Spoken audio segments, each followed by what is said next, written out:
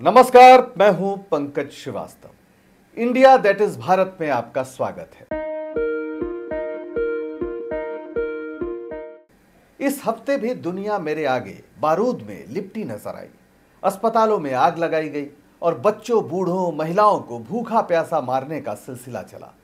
फिलिस्तीन में यह सब हुआ आतंक के सफाए के नाम पर, लेकिन अमन के मसीहा बनने वालों ने वो सब किया जिसे करने पर किसी को आतंकवादी ही कहा जा सकता है। बहुत लोगों का कहना है कि दुनिया एक जंग के मुहाने पर खड़ी है, लेकिन इससे कुछ लोग खुश भी हैं। खबर है कि हथियारों के सौदागरों को इससे भरपूर लाभ हुआ है।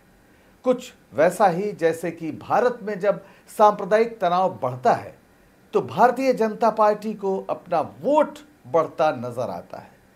यही वजह है कि कश्मीर फाइल्स जैसी वल्गर ठहराई गई फिल्म को राष्ट्रीय एकता का पुरस्कार दे दिया जाता है और राहुल गांधी पर हमले होते हैं, जो अडानी की लूट का मामला लगातार जनता की अदालत में उठा रहे हैं।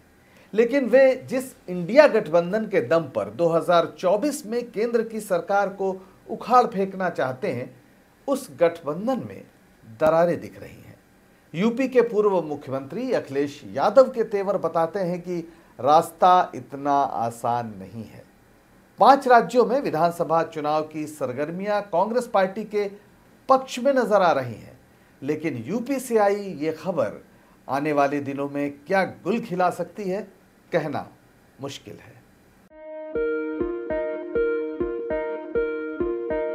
ये दिल दहलाने वाली तस्वीरें हैं, मानवता को शर्मसार करने वाली तस्वीरें हैं।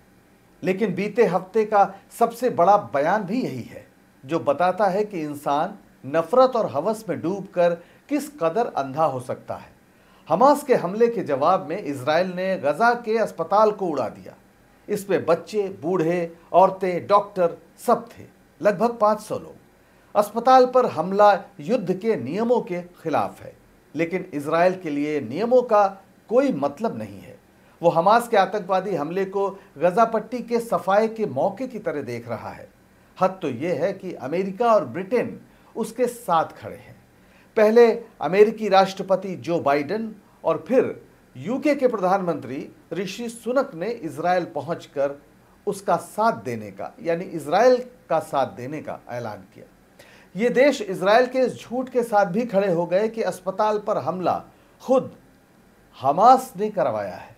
उधर रूस और चीन इजराइल को हद में रहने की नसीहत दे रहे हैं। पुतिन और शी जिनपिंग फिलिस्तीन इजराइल विवाद में पश्चिम की नई चाल सूंघ रहे हैं। कुल मिलाकर दुनिया में इस मुद्दे को लेकर ध्रुवीकरण बढ़ा है। कुछ लोग इसमें तीसरे विश्व युद्ध की आहट भी सुन रहे हैं। युद्ध की आशंका यूं ही नहीं है। न्यूयॉर्क टाइम्स की रिपोर्ट ने कहा है कि मध्य पूर्व में बढ़े तनाव और रूस यूक्रेन युद्ध की वजह से हथियारों की खरीद फरोख्त में तेज इजाफा हुआ है।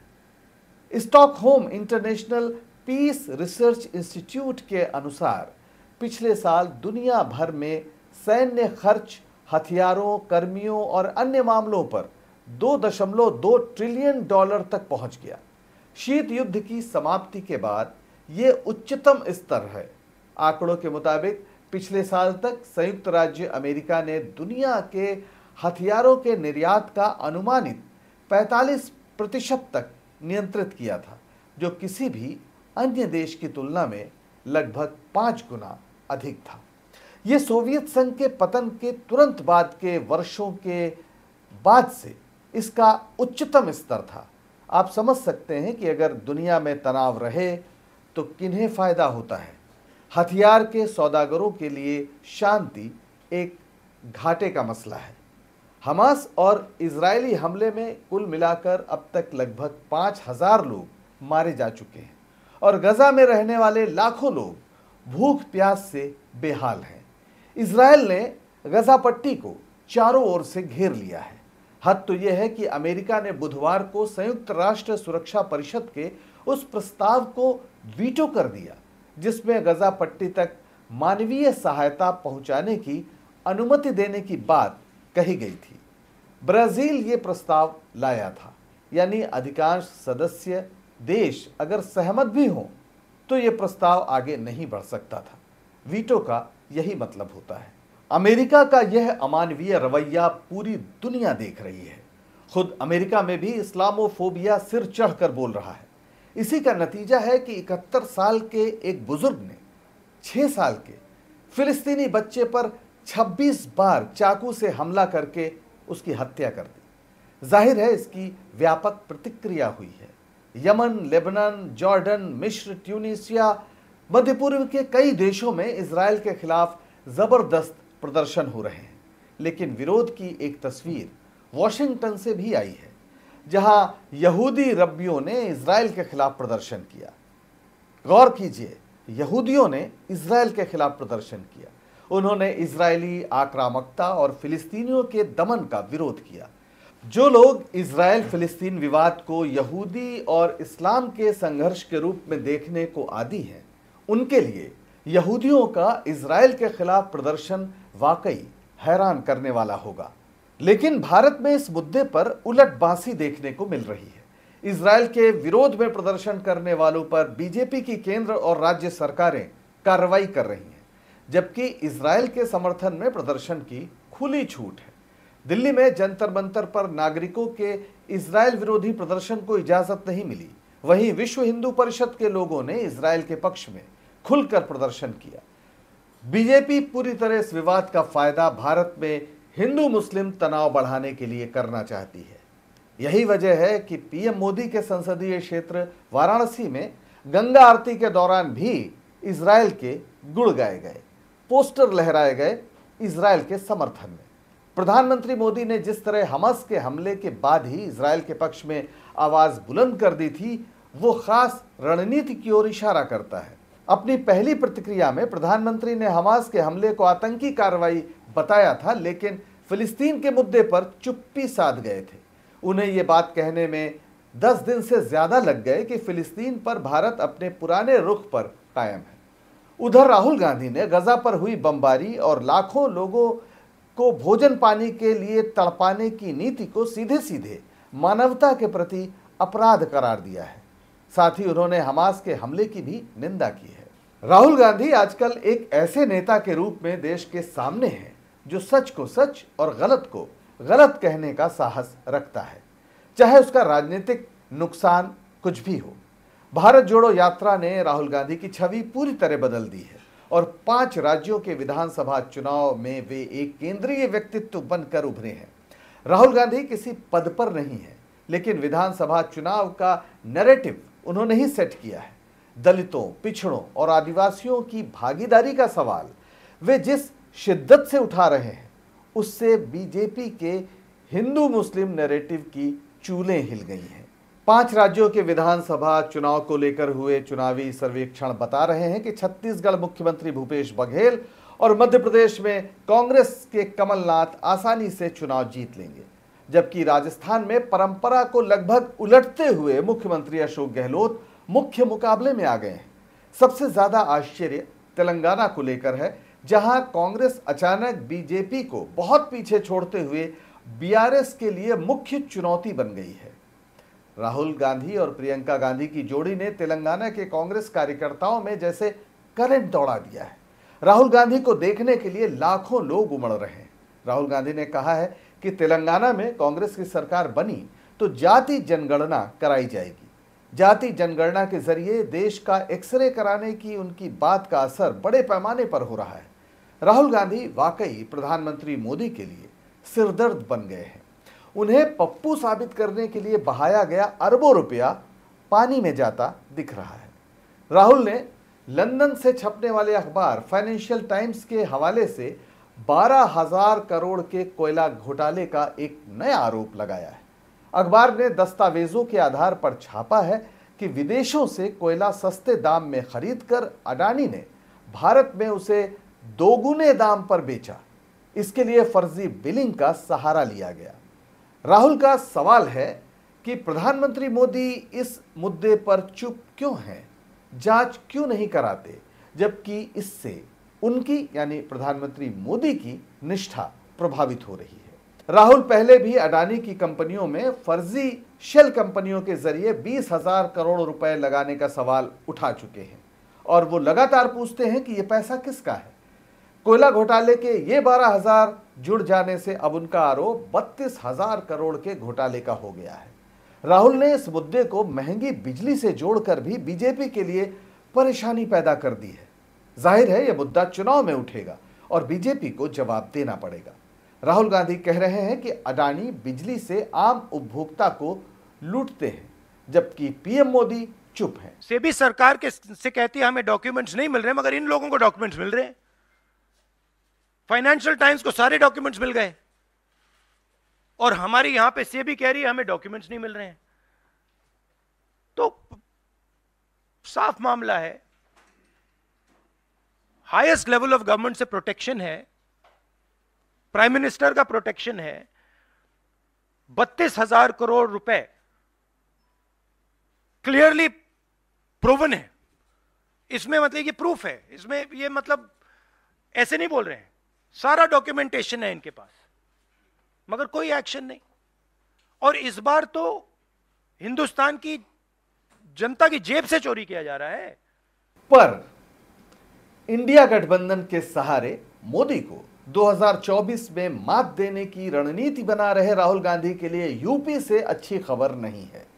गठबंधन की मजबूत सहयोगी समाजवादी पार्टी के मुखिया और यूपी के पूर्व मुख्यमंत्री कांग्रेस से बुरी तरह उखड़े हुए हैं, यानी अखिलेश यादव। यूपी के कांग्रेस अध्यक्ष अजय राय के समाजवादी पार्टी पर दिए गए बयानों को लेकर उन्होंने क्या कहा, जरा सुन लीजिए।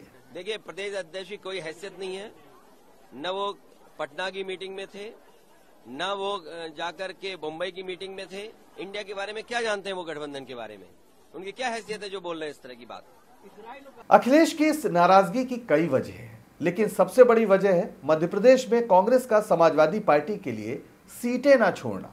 अखिलेश यादव को उम्मीद थी कि कांग्रेस मध्य प्रदेश विधानसभा चुनाव में उनके लिए 6 सीटें छोड़ देगी, लेकिन कांग्रेस ने उस एकमात्र सीट पर भी उम्मीदवार खड़ा कर दिया जहां पिछली बार समाजवादी पार्टी का प्रत्याशी जीता था। अखिलेश इसे कांग्रेस की धोखेबाजी बता रहे हैं। उन्होंने कहा है कि अगर उन्हें पता होता कि गठबंधन केवल लोकसभा चुनाव के लिए है और विधानसभा चुनाव में अलग ही चलना है, तो वे इंडिया गठबंधन की बैठक में शामिल ही नहीं होते। उन्होंने ये भी चेतावनी दी है कि वे उत्तर प्रदेश में कांग्रेस के साथ वही व्यवहार करेंगे जैसा कि मध्य प्रदेश में कांग्रेस ने उनके साथ किया है। लेकिन अखिलेश की नाराजगी की कुछ और वजह भी है। कांग्रेस के बढ़ते ग्राफ को समाजवादी पार्टी अपने लिए खतरा मानती है। नफरत के खिलाफ मोहब्बत के राहुल गांधी के अभियान को अल्पसंख्यकों ने हाथों हाथ लिया है। कई चुनावी सर्वेक्षण बताते हैं कि यूपी में अल्पसंख्यकों की पहली पसंद कांग्रेस होती जा रही है। ऐसे में समाजवादी पार्टी को अल्पसंख्यक आधार खिसकने का डर सता रहा है। यूपी के तमाम अल्पसंख्यक नेता कांग्रेस में शामिल हो रहे हैं। नए पार्टी प्रदेश अध्यक्ष अजय राय समाजवादी पार्टी के नेताओं को भी कांग्रेस में शामिल कर रहे हैं। वैसे राजनीतिक गलियारों में यह भी माना जाता है कि आय से ज्यादा संपत्ति के मामले में फंसे अखिलेश यादव पर कांग्रेस से गठबंधन न करने का भी दबाव है। यही वजह है कि वे बीजेपी सरकार के खिलाफ सड़क पर नजर नहीं आते, जबकि कांग्रेस लगातार आंदोलन के मोड में रहती है। केंद्र के दबाव के आरोप को अफवाह मान लें तो भी इतना तो सच है कि समाजवादियों और कांग्रेस के रिश्तों में हमेशा ही एक खास तरह की शंका हावी रही है। कांग्रेस को कमजोर करने के लिए डॉक्टर राम मनोहर लोहिया ने आरएसएस से भी हाथ मिला लिया था और बाद में उनके शिष्य मुलायम सिंह यादव भी कांग्रेस को कमजोर करके ही सत्ता की सीढ़ी चढ़ पाए। अगर अखिलेश यादव भी उसी नीति पर चले तो इंडिया गठबंधन का यूपी में मजबूत होना काफी मुश्किल हो। चलते हैं अब एक और खबर की ओर। कौन होगा जिसके दिल में सेना के लिए सम्मान न होगा? सरहद की हिफाजत में कुर्बान होने वाली सेना हमेशा से भारत की शान रही है, लेकिन मोदी सरकार की नजर में यह महज एक दुकान है, प्रचार की दुकान। तभी तो यह फैसला किया गया है कि सेना अब सरकारी योजनाओं का प्रचार करेगी। इसके लिए 9 शहरों में सेल्फी पॉइंट बनाने को कहा गया है, जहां मोदी जी की विशाल तस्वीर के साथ सरकारी योजनाओं का प्रचार होगा और आम लोग वहां पर सेल्फी खींचेंगे। इन तस्वीरों को पोस्ट करने के लिए एक अलग से सोशल मीडिया हैंडल होगा। यही नहीं, सेना के जवानों को भी कहा गया है कि वे छुट्टी के दौरान सरकारी योजनाओं का प्रचार करें। विपक्ष ने इस पर कड़ी आपत्ति जताई है और इसे सेना का राजनीतिक इस्तेमाल बताया है। वैसे सेना के राजनीतिक इस्तेमाल का क्या नतीजा हो सकता है, उसका अंदाजा लगाना हो तो दुनिया भर की सैन्य तानाशाहियों के इतिहास पर नजर डाल लेनी चाहिए। वैसे ये सबक तो पाकिस्तान और बांग्लादेश के इतिहास से भी मिल सकता है। बेहतर हो कि सेना बैरकों में रहे या फिर सरहद पर। सेना को राजनीति का चस्का लगाया गया तो ये लोकतंत्र के भविष्य के लिए अच्छा नहीं होगा। लेकिन क्या वाकई सरकार सैन्य और अर्धसैनिक बलों का सम्मान करती है? आपका जवाब जो हो। पुलवामा में शहीद हुए सैनिकों के परिजनों ने तो साफ तौर पर मोदी सरकार की नीयत पर सवाल उठा दिया है। पूर्व अर्धसैनिक बल कल्याण संघों के परिसंघ ने कहा है कि हमले के 4 साल बाद भी मोदी सरकार इसमें हुई चूक की जवाबदेही तय करने में विफल रही है। चुनाव जीतना ही सरकार की एकमात्र प्राथमिकता है। परिसंघ की ओर से इसके खिलाफ 26 नवंबर को दिल्ली में विरोध मार्च आयोजित किया जाएगा। 2019 के लोकसभा चुनाव के पहले कश्मीर में आरडीएक्स के विस्फोट से सीआरपीएफ के 40 जवान शहीद हो गए थे। परिसंघ ने पुलवामा की घटना पर श्वेत पत्र जारी करने की भी मांग की है। पुलवामा आतंकी हमले के समय जम्मू कश्मीर के राज्यपाल थे सत्यपाल मलिक। उन्होंने भी पिछले दिनों मोदी सरकार पर सनसनीखेज आरोप लगाया था। उन्होंने कहा था कि सीआरपीएफ ने अपने जवानों को ले जाने के लिए विमान की मांग की थी, लेकिन केंद्रीय गृह मंत्रालय ने इनकार कर दिया था। सीआरपीएफ जवान जिस रास्ते से जा रहे थे उस पर प्रभावी सुरक्षा इंतजाम नहीं थे। सत्यपाल मलिक ने यह भी कहा था कि उन्होंने चूक का मुद्दा प्रधानमंत्री मोदी के सामने उठाया था, लेकिन उन्होंने चुप रहने और किसी को ना बताने के लिए कहा था। राष्ट्रीय सुरक्षा सलाहकार अजीत डोभाल ने भी उन्हें चुप रहने को कहा था। ये सारे आरोप बेहद गंभीर हैं, लेकिन सत्ता के लिए सैनिकों को चारे की तरह इस्तेमाल करने की घटनाओं से तो इतिहास भरा पड़ा है। सैनिक शहीद हो जाते हैं और राजनेता देवता के सिंहासन पर विराजमान हो जाते हैं। सरकार के इस रवैये की कीमत देश चुकाता है। भारत किस तरह से चुका रहा है ये भी जान लीजिए। भारत का मीडिया रात दिन ये बताने पर जुटा है कि मोदी राज में विकास की महागाथा लिखी जा रही है, या कि भारत जल्द ही 5 ट्रिलियन इकोनॉमी हो जाएगा। भारतीयों के धन कुबेर बनने की कहानियां सुनाई जा रही हैं, लेकिन आम आदमी की जिंदगी में क्या तब्दीली आई है ये बताने में इस मीडिया को तकलीफ होती है। तो नई खबर यह है कि भारत ग्लोबल हंगर इंडेक्स में 4 पायदान नीचे और गिर गया। भुखमरी के शिकार 125 देशों की सूची में भारत 2023 में 111वें नंबर पर है, जबकि 2022 में भारत 107वें नंबर पर था। 2021 में भारत 101वें और 2020 में 94वें नंबर पर था। पड़ोसी मुल्क पाकिस्तान 102वें, बांग्लादेश 81वें, नेपाल 69वें और श्रीलंका 60वें नंबर पर है। पड़ोसी मुल्कों की स्थिति बेहतर होना और भारत में साल दर साल भुखमरी के शिकार लोगों की तादाद बढ़ना बताता है कि भारत में विकास किस तरह हो रहा है या सरकार की प्राथमिकता क्या है। विश्व भूख सूचकांक यानी ग्लोबल हंगर इंडेक्स कुपोषण, बच्चों की लंबाई, उनका वजन और बाल मृत्यु दर के आधार पर बनाया जाता है और आंकड़े बताते हैं कि भारत की स्थिति इन सभी मोर्चों पर बेहद खराब है। और अब इस हफ्ते की एक और अहम खबर, 5 न्यायाधीशों वाले सुप्रीम कोर्ट के पीठ ने समलैंगिक विवाह को अनुमति देने से इनकार कर दिया है। पीठ ने कहा है कि विवाह अधिनियम में कोई तब्दीली करना विधायिका का काम है और न्यायपालिका इसमें हस्तक्षेप नहीं कर सकती। पीठ ने समलैंगिक जोड़ों को गोद लेने का हक देने से भी इनकार कर दिया है। गोद लेने के अधिकार के सवाल पर पीठ ने 3-2 से फैसला सुनाया। भारत के मुख्य न्यायाधीश DY चंद्रचूड़ और न्यायमूर्ति SK कौल समलैंगिक जोड़ों के गोद लेने के अधिकार के पक्ष में थे, जबकि न्यायमूर्ति S रविंद्र भट्ट, न्यायमूर्ति PS नरसिम्हा और न्यायमूर्ति हेमा कोहली इससे सहमत नहीं थे। हालांकि सुप्रीम कोर्ट ने कहा है कि समलैंगिकों के साथ किसी तरह का भेदभाव नहीं होना चाहिए।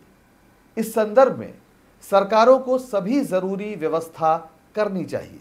इस फैसले से साफ है कि समलैंगिकों को सामान्य मानकर नागरिक अधिकार दिए जाएं, इसके लिए अभी एक लंबा सफर तय करना बाकी है।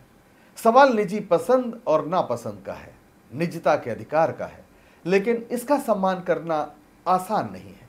अदालतों की हिचक और समाज की कठोर प्रतिक्रियाएं बताती हैं कि समता का सवाल अभी दूर की कौड़ी है, चाहे वो संविधान की प्रस्तावना में दर्ज क्यों ना हो। रुपहले पर्दे पर 6 दशकों से ज्यादा समय तक राज करने वाली वहीदा रहमान को देर से ही सही वो सम्मान मिला जिसकी वे सबसे ज्यादा हकदार थी। 85 साल की उम्र में इस महान अभिनेत्री को भारतीय फिल्म जगत के सर्वोच्च सम्मान दादा साहब फाल्के अवार्ड से सम्मानित किया गया।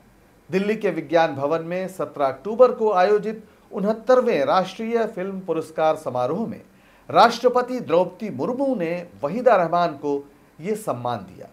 वहीदा रहमान 8वीं अभिनेत्री हैं जिन्हें ये सम्मान दिया गया। वहीदा रहमान का जन्म 3 फरवरी 1938 को तमिलनाडु के चेंगलपट्टू में हुआ था। भरतनाट्यम में पारंगत वहीदा रहमान की पहली फिल्म सीआईडी थी जो 1956 में रिलीज हुई। उन्हें फिल्म गाइड के लिए 1965 में और नील कमल के लिए 1968 में फिल्म फेयर पुरस्कार से भी नवाजा गया है। 1971 में उन्हें फिल्म रेशमा और शेरा के लिए राष्ट्रीय पुरस्कार से सम्मानित किया गया था। लेकिन 69वें राष्ट्रीय फिल्म पुरस्कार समारोह में एक सम्मान ऐसा भी था जिसका तुकताल किसी को समझ में नहीं आया। फिल्म कश्मीर फाइल्स को नरगिस दत्त राष्ट्रीय एकता पुरस्कार से सम्मानित किया गया। कश्मीरी पंडितों के हाल पर बनी यह फिल्म अपने सांप्रदायिक दृष्टिकोण के लिए पिछले दिनों काफी चर्चा में थी। विवेक अग्निहोत्री की इस फिल्म ने बॉक्स ऑफिस पर कमाई तो खूब की, लेकिन अपने अंदाज में इसने समाज में सांप्रदायिक विभाजन को गहरा किया। यहां तक कि गोवा में आयोजित 53वें international film festival of India के जूरी प्रमुख और इजरायली फिल्मकार नादव लापिड ने इसे दुष्प्रचार करने वाली भद्दी फिल्म बताते हुए इसकी निंदा की थी। उन्होंने कहा था कि एक जाने माने फिल्म फेस्टिवल की एक कलात्मक प्रतिस्पर्धा वर्ग में ऐसी फिल्म का दिखाया जाना ठीक नहीं है। पर विवेक अग्निहोत्री बीजेपी की राजनीतिक जरूरतों को लगातार पूरा कर रहे हैं, इसलिए वल्गर ठहराई गई इस फिल्म को राष्ट्रीय एकता पुरस्कार भी मिल गया। जब दुनिया पर जंग के बादल लहराते हों तो साहिर लुधियानवी जैसे शायरों की याद आना लाजमी है। वे कोई फिल्मी शायर भर नहीं थे। उन्होंने जिंदगी के हर मोर्चे पर कलम चलाया और जंग को हमेशा निरर्थक बताया। उनकी एक मशहूर नज्म है, ऐ शरीफ इंसानों। पेश है। खून अपना हो या पराया हो, खून अपना हो या पराया हो, नस्ल आदम का खून है आखिर। जंग मशरिक में हो कि मगरिब में, अमन आलम का खून है आखिर। बम घरों पर गिरे कि सरहद पर, रूहे तामीर जख्म खाती है। खेत अपने जले की औरों के, जीस्त फाकों से तिल मिलाती है। टैंक आगे बढ़े कि पीछे हटे, टैंक आगे बढ़े कि पीछे हटे, कोख धरती की बांझ होती है। फतह का जश्न हो कि हार का सोग, जिंदगी मैयतों पे रोती है। जंग तो खुद ही एक मसला है, जंग तो खुद ही एक मसला है। जंग क्या मसलों का हल देगी, आग और खून आज बख्शेगी, भूख और एहतियाज कल देगी। इसलिए ऐ शरीफ इंसानों, इसलिए ऐ शरीफ इंसानों, जंग टलती रहे तो बेहतर है। आप और हम सभी के आंगन में शम्मा जलती रहे तो बेहतर है, शम्मा जलती रहे तो बेहतर है। इंडिया दैट इज भारत में आज इतना ही। आपकी प्रतिक्रियाओं का इंतजार है जो आप office@politics.in पर हमें भेज सकते हैं। अब दीजिए इजाजत। नमस्कार।